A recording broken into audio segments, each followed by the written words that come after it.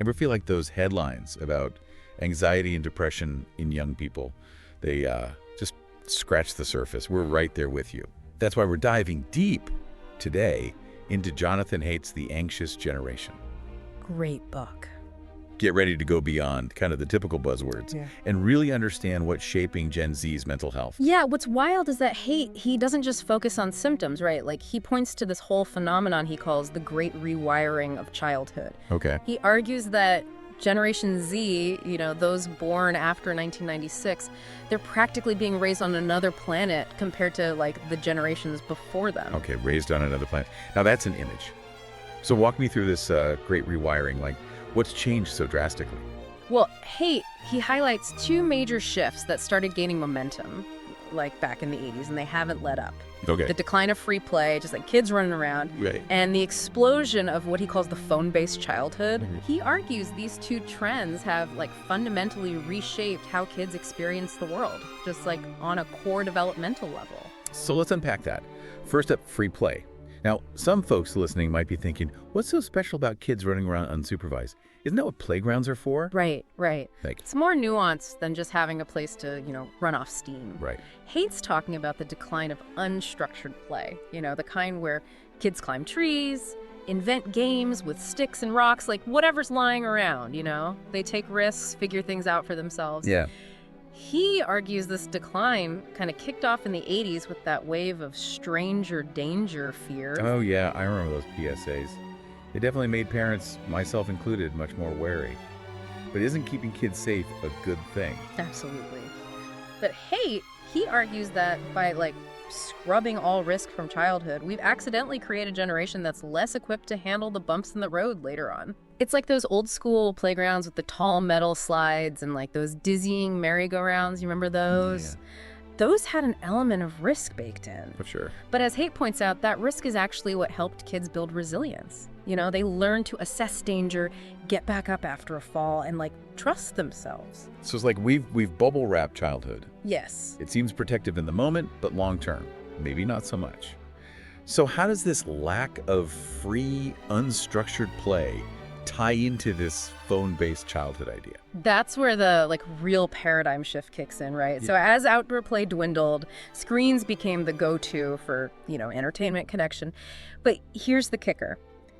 It wasn't just about more screen time. Mm-hmm. The smartphone, with its constant access to, like, addictive social media apps, that was a game changer, especially for kids born after, say, 2010. Yeah, it's like someone hit the fast forward button on this great rewiring you're talking about.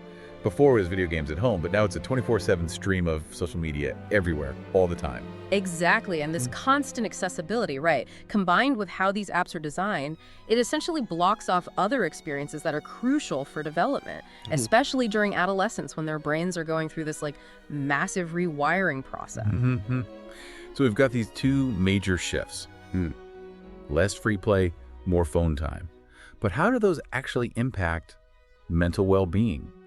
Haidt talks about 4 foundational harms of this phone-based childhood. What's the first one? It's kind of ironic, but the first harm is social deprivation. Wait, social deprivation? But these kids are constantly connected online. How can they be socially deprived? Right. It comes down to the quality of connection. Haidt's point is that, like, genuine social development, it thrives on real-life interactions. Think about it. Reading facial expressions, navigating those awkward silences, developing empathy by actually seeing how your actions affect others in real time. These are skills you hone through, like, years of face-to-face play and interaction.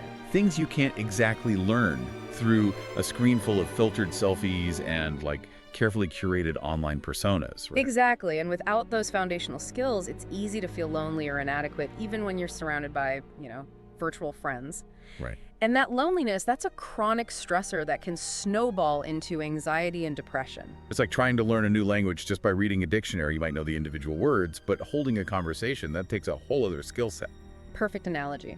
Yeah. And that leads us to the second harm, sleep deprivation. Okay, we've all been guilty of scrolling ourselves into a sleep deficit, but how big of a deal is it for teenagers, really? For teenagers, it's a massive deal. Research shows they need more sleep than adults, at least 8 hours a night, for their minds and bodies to function properly. And that's before we even factor in all the pressures and changes they're going through. Right. Which, let's be real, most teens aren't getting these days. Right. And like studies show this huge spike in sleep deprivation among teens that lines up perfectly with the rise of smartphones. Is it just the temptation to stay up late, snapping or gaming?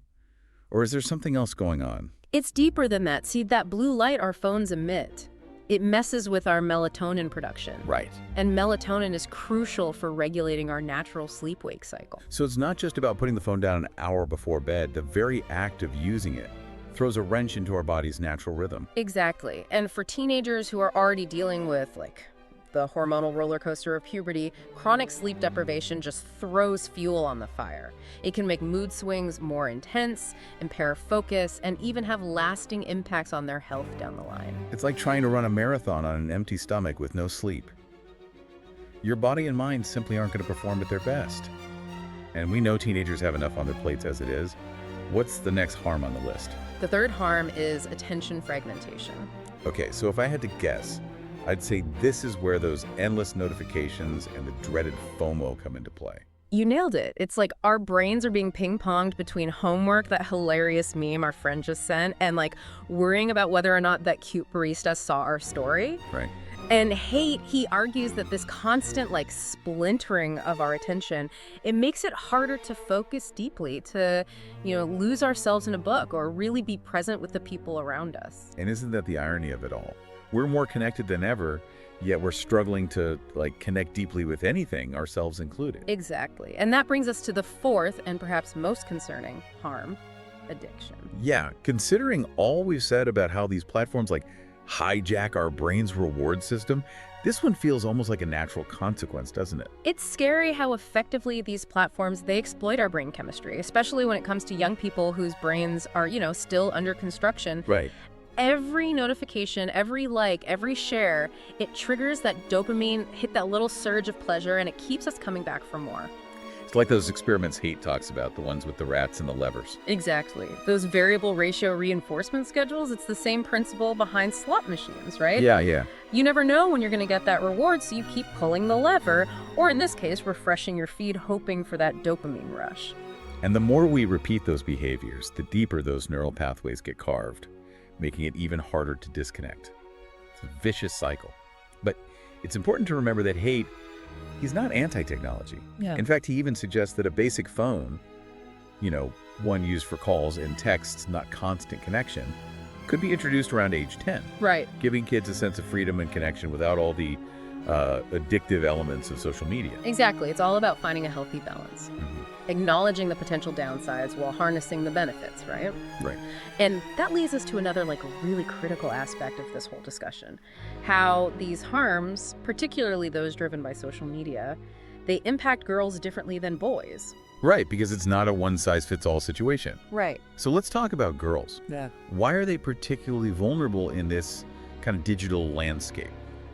One key factor Haidt points to is the way social media fuels chronic social comparison, especially in that pressure cooker environment of, adolescence. Okay, we all know that feeling of scrolling through Instagram, right? Mm-hmm. The feeling like everyone else is living their best life, perfectly filtered and curated for maximum envy. But how does this specifically impact girls differently? Imagine being a teenage girl bombarded with images of, ideal beauty, often heavily edited and filtered, presented as the norm, right? Right. Yeah. It's a 247 comparison game, not just against celebrities, but against their peers, who are all trying to project the most likable versions of themselves online. It's like that saying, comparison is the thief of joy, but amplified by 1,000 likes and heart eye emojis. Exactly. And for girls who are already navigating those tricky waters of body image and social pressure in adolescence, this constant comparison can really chip away at their self-esteem. And it's not just about appearances, right? It's everything. Mm-hmm. Achievements, relationships, even how much fun someone seems to be having. It's exhausting. It is. Social media creates this illusion that everyone else is always achieving, always happy, always connected. Right. And that breeds FOMO, the fear of missing out, which can be incredibly stressful, especially for young people who are already wired to crave social connection and acceptance. It's like everyone's living in a highlight reel, and if you're not constantly measuring up, you start to feel like you're, falling behind. Haidt also talks about another social media pitfall that's particularly tough on girls: relational aggression. What exactly is that? Think of it as like a more indirect form of aggression. Okay. It's the social exclusion, the rumor spreading, those subtle digs disguised as compliments, all that stuff that can really mess with your head and your relationships. And social media, it's like the perfect breeding ground for it. Because it's so much easier to be cruel or hurtful when you're hiding behind a screen. Right. Plus, there's that added anxiety of something you say or do going viral. Talk about pressure. Exactly. And for girls who tend to be more attuned to social dynamics and relationships, this kind of aggression can be really painful and isolating. It can make them question their friendships, their sense of belonging, even their own worthiness. It's like a digital whisper campaign that can just like spiral out of control. Yeah. So we've got this pressure to be perfect, the constant social comparison, the risk of online drama. It's a lot. Yeah. Haidt also mentions that girls are more susceptible to emotional contagion. What does he mean by that? Think of it like this. Imagine a group of friends all connected online, and one of them is having a bad day, feeling anxious or insecure. Those feelings, they can spread through the network like wildfire, amplified by social media. Wow. Before you know it, everyone's feeling down, stressed, or anxious without really knowing why. Like a big game of digital telephone, except instead of a silly message, it's a wave of negativity that spreads like wildfire. Hey, so we've covered a lot about how this great rewiring, especially the phone-based aspect, uniquely impacts girls. But what about boys? Haidt argues there's this long decline happening with them. What's the deal there? It's not as sudden or dramatic as the spike in girls' mental health issues, but it's been brewing for decades, simmering beneath the surface. Okay. Haidt points to several factors. The rise of safetyism, a decline in those kind of traditional masculine roles, and a general sense of unease about what it even means to be a young man in today's world. So when we talk about safetyism, we're back to that overprotected childhood, the lack of opportunities for risk and exploration. Yeah. But how does this specifically impact boys differently? Haidt suggests that boys, by nature, have this innate need for physical challenges, for pushing boundaries, for testing their limits. Yeah. They're wired for action, for adventure, and as those opportunities have diminished in the real world, they've sought them out elsewhere, namely in the digital realm. Makes sense. Video games, online gaming communities, even, as Haidt mentions, the darker corners of the internet. These become outlets for boys to experience that sense of agency, control, and even community that might feel lacking in their, overscheduled, overprotected lives. Exactly. Video games, for example, can offer a sense of accomplishment, mastery, and social connection within, like a clearly defined set of rules and goals. But as with anything, there's a potential downside. Right, because spending hours, lost in the digital world often comes at the expense of developing real-world skills, nurturing those face-to-face relationships, or pursuing activities that, support mental and physical well-being. Exactly. And this disconnect, coupled with the decline of traditional masculine roles and the, ever-shifting expectations of what it means to be a man, it can create a sense of aimlessness, disengagement, even futility. And that can manifest as depression, anxiety, or even complete withdrawal from the world. It reminds me of that term Haidt uses, hikikomori.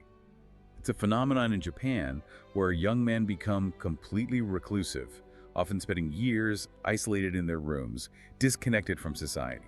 It's an extreme example, but it highlights the potential consequences of this long decline in boys' mental well-being. We need to pay attention to the fact that boys are struggling too, just in ways that often look different from girls' struggles. It's like we've focused so much on protecting our children from physical dangers that we've overlooked these, equally significant threats to their mental and emotional well-being. We've talked about the foundational harms of this phone-based childhood, the unique challenges girls and boys face. But Haidt doesn't just leave us with a bleak diagnosis. He digs into something he calls spiritual elevation versus degradation, arguing that the phone-based life can lead to a kind of, spiritual depletion. Those are pretty loaded words. Can you unpack that for us? Absolutely.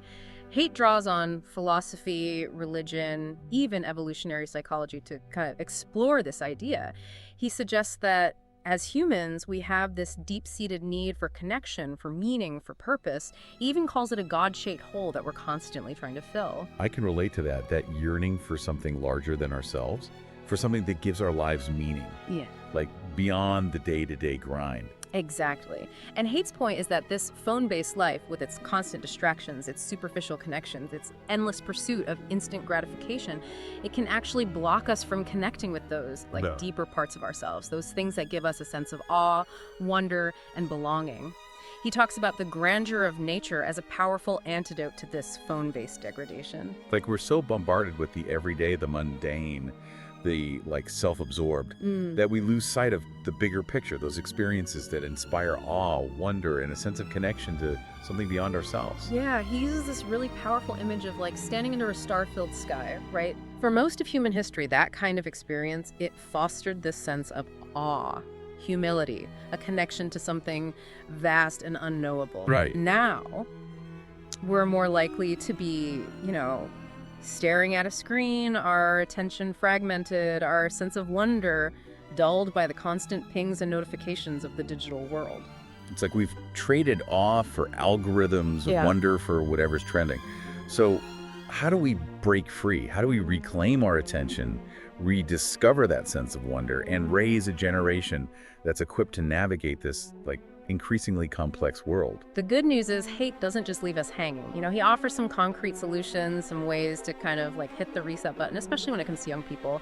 He calls them the 4 foundational reforms. Oh. No smartphones before high school, no social media before age 16, phone-free schools, and a return to more unsupervised play and childhood independence. Okay, those are some bold proposals, especially in our hyper-connected world. Let's break them down. No smartphones before high school. What's the thinking there? Well, the middle school years, right? They're this crucible of social and emotional development. Right. And Haidt argues that throwing smartphones into the mix at that delicate age, it can really disrupt the process. Yeah. It's like trying to learn a complex dance while juggling chainsaws. Something's gotta give. Right. It's about giving kids the space and time to develop those essential social skills, to navigate the ups and downs of friendships, to build resilience in the real world, not just through a screen. Exactly. By delaying smartphone access, we're giving kids the space to figure out who they are, what they value, and how to navigate the world without the constant pressure of online validation and comparison. Which leads perfectly into the next reform. No social media before age 16. Is this solely about protecting kids from potentially harmful content? Or is there a bigger picture here? It's about recognizing that social media platforms, by design, they're engineered to be addictive. Right. They prey on our brain's reward system, and those effects can be even more intense for teenagers whose brains are still developing. Right. It's like giving a kid unlimited access to, a casino. The odds are stacked against them from the start. We talked about those dopamine loops, right? And how susceptible teenagers are to them. But why 16? What's the, magic behind that number? Haidt suggests 16 because it aligns with other legal and social milestones. Driving, working, having more autonomy in their, decision-making. It's acknowledging that teenagers, while still maturing, are capable of making more informed choices about their relationship with technology. And maybe more importantly, it sends the message that social media isn't a necessity, that it's a choice, and that life can be rich and fulfilling without it. Okay, next up.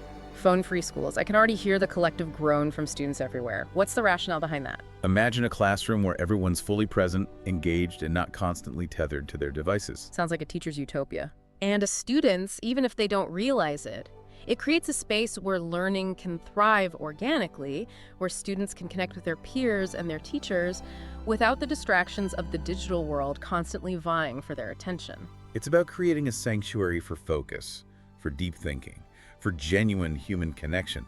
And finally, let's talk about this return to more unsupervised play and childhood independence. Given, our culture of anxiety and overprotection, this one feels like a tall order. It's definitely a shift in mindset, but Haidt argues it's crucial for raising resilient, resourceful, and self-reliant kids. Free play, the kind where kids can roam, explore, invent their own games, and, settle their own disputes. That's where those essential skills are honed. It's about giving kids the freedom to stumble, to take risks, to make mistakes, and to learn from those experiences, all without an adult hovering over them, ready to intervene at a moment's notice. But in today's world, how do we encourage that kind of independence without, sending parental anxiety through the roof? It takes a village, right? We need to create communities where kids feel safe to explore, to take risks, to be kids. It's about fostering that sense of trust. Trust in our kids, trust in our communities, and trust in the idea that sometimes the best thing we can do as parents is to step back and let our kids navigate their world, bumps and bruises included. So as we wrap up this deep dive into Jonathan Haidt's The Anxious Generation, I'm left with this thought. If you could hit the reset button and redesign childhood for today's world, what would it look like? What elements of the past would you bring back, and how would you navigate the opportunities and the challenges of our digital age? It's a question worth pondering, not just for parents and educators, but for all of us who care about the future of humanity. Thanks for joining us on this deep dive. We'll catch you next time.